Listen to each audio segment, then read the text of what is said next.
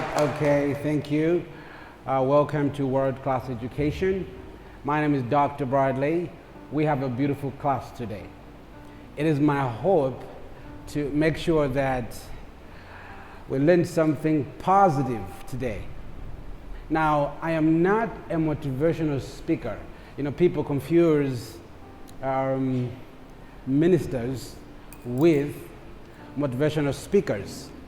A lady told me yesterday, I like to attend such meetings. She thought I was a motivational speaker, which I am not. I am a minister. A minister has a special ministry, which is to teach. You understand? To teach people, to help them to come out of their trouble, their problems, and give them hope. Because without hope, it's very difficult for any man or any family to be successful effectively. I'm pretty sure you agree with me on that every person needs what? Needs a teacher. You can choose the kind of teacher that you need in your life. You say, okay, that man is going to lead me. That man is going to teach me. You understand? And then you give yourself to a teacher. And many of us, we feel uncomfortable to acknowledge that we're ministers, because a lot of ministers, they don't have a good name in the word. So when you want to identify yourself with them, you feel uncomfortable. You understand? But the fact is, you can't deny who you are. You'll be living a lie. All right. Okay, so I want you to get your books, your diaries, your laptops, your phones, and start writing every detail. Every detail.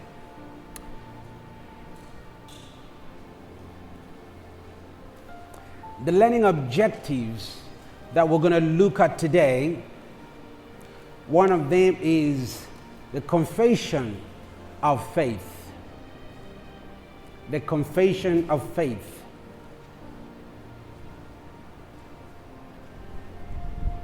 Secondly, working smart. Working smart.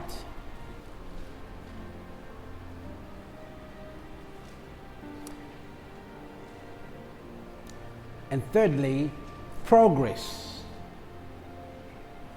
Progress. And number 4,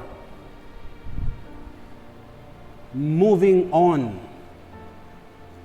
Moving on.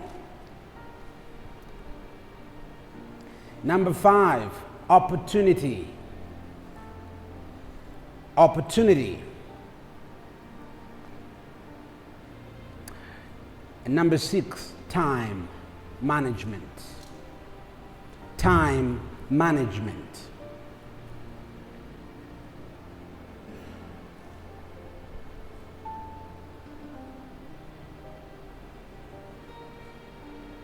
Number 7, how not to worry.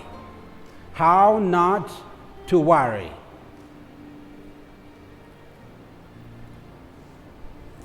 And okay, let's talk about these first before we go to the others. Confessions of faith. What are confessions of faith? People require faith to live in this world. Okay? And faith, it is always described as something you hope for. So many people have tried to describe faith. And as a doctor of philosophy, I have only described faith in one word: action. Faith is action. What makes the difference between the person who is talking, it is the actions that you are going to demonstrate. And that is known as what? Faith. Faith is what? Action. Without faith,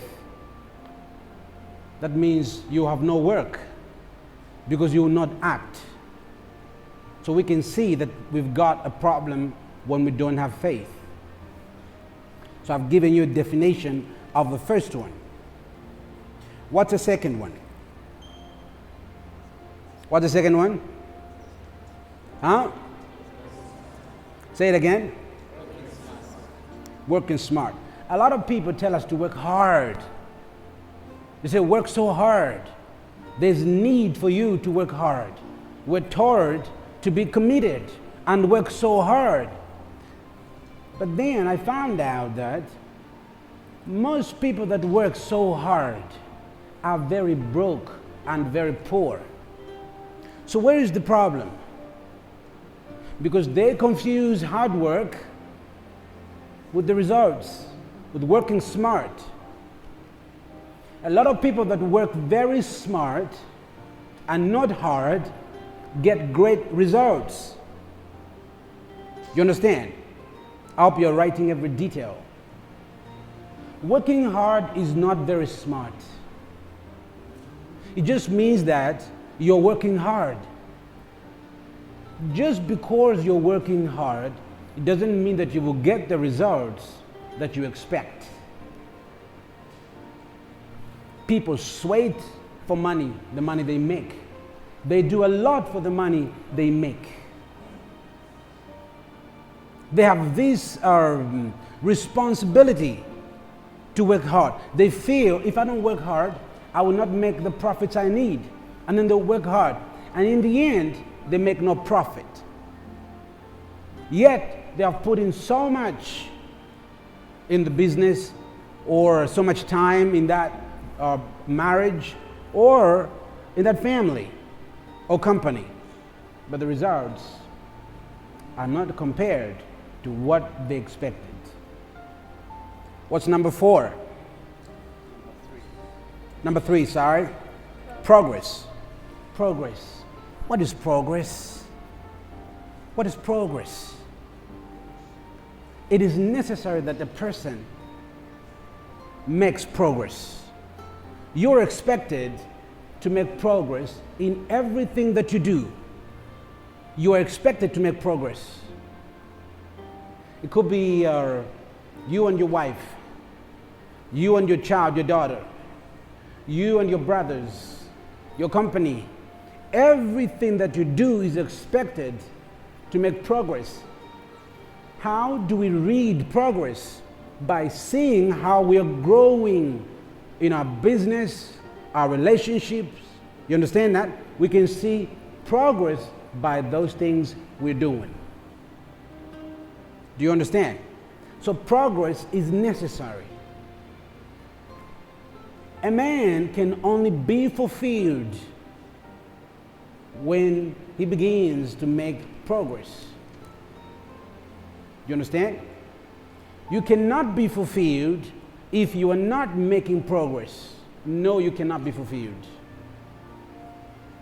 That's what makes people ask so many questions. All my life, I'm not making progress. What's happening with me? Now look at my child, just dropped out of school. Now look at my husband, just lost his job because of the lack of progress. We need progress. We need to make progress. Now, we need to develop a desire to make progress. Write it down. Without a desire to make progress, we may not be effective and we may not see progress. Without what? The desire. We must cultivate a desire. Cultivate a discontent. Somebody said, we have to be content. And I said, no. If our friends overseas were so content, they would not have reached or achieved what they achieved.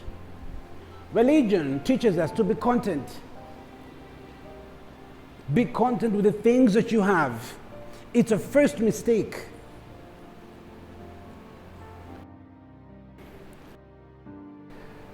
You understand? It's a big mistake to be content. Never be content. Write it down. Never be content. The dream to pursue everything that you've always wanted should always be fresh in your heart. The dream to make the money, more than the money that you have made, should always be your motivation. If you could make $100,000, then you can make $200,000. Let your work produce a discontent in your heart. You understand? Display what? A discontent in your heart. Never settle, never quit, never choose to remain the same because you feel you're comfortable. Don't do it. And every man or woman who's comfortable, they stop growing. They stop growing. You understand? Learn to move on. That's number 4. Learning to move on. How many people know this? The importance of moving on. The power of moving on quickly. The reason you're supposed to move on quickly is that you recover a little bit of time that you've wasted. If they let you go from your company today, they tell you, hey bro, you're out of employment now. You should accept that decision with excitement. You understand? You should, because you want to move on quickly. To cry and beg that the situation should not have arrived to this level, it's a mistake. When a woman tells you, I'm leaving you, and she leaves you, it should be your desire to appreciate the moment, because now you have an opportunity. When a man walks away from your life, it's an opportunity for you. When you lose your money, it's an opportunity for you. So understand moving on quickly. Those that say, no, when you go through this kind of a situation, you need to wait for another 1 year or 2 years before you can engage. No, time doesn't wait for anybody. Engage quickly. Respond quickly to what has happened. That way, you are assuring yourself that you are in control of your circumstances.